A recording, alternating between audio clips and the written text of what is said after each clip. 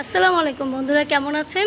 বন্ধুরা দেখুন, আজকে আমি একটি লেবু গাছ কিনেছি, লেবু সহ এই গাছটা কিনেছি। তো এটা আমি আজকে বালতিতে লাগাবো এবং কিভাবে লাগাবো সঠিক পদ্ধতিতে সেটাই আমি আপনাদেরকে দেখাবো। তো বন্ধুরা চলুন তাহলে আমরা দেখে আসি গাছ কিভাবে কত সুন্দরভাবে লাগানো যায়।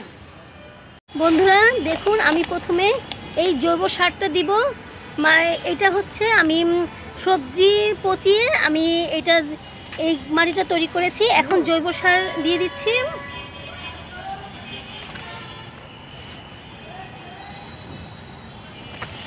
কিছু জৈব সার দেওয়ার পরে দেখুন বন্ধুরা, এখানে সবজি আছে, যে নিচে কিন্তু আমার পচানো সবজি আছে। প্রতিদিন যে আমরা সবজি খাই সেই সবজিগুলো আমি পচিয়ে আমি জৈব সার দিয়ে দিচ্ছি।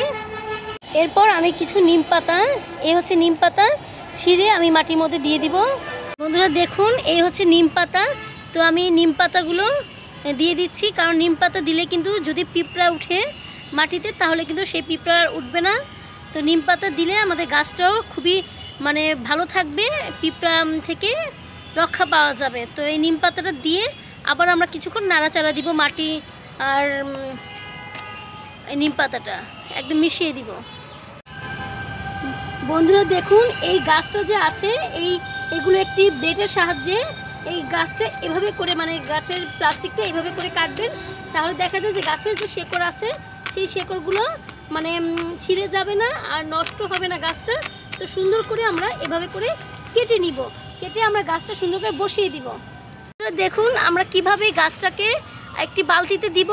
একটু সাবধানে দিতে হবে যেন নিচের যে মাটিগুলো আছে এই মাটিগুলো যেন ভেঙে না যায়। উঠাও, হ্যাঁ এই সাইডে ধরো, হ্যাঁ দেখো যেন দাঁড়ো এভাবে না, আগে তলাই করতে হবে, যে এটা ভাঙতে হবে, এটা বের করে দিতে হবে, বের করে তারপর সুন্দর করে বসিয়ে দিতে হবে।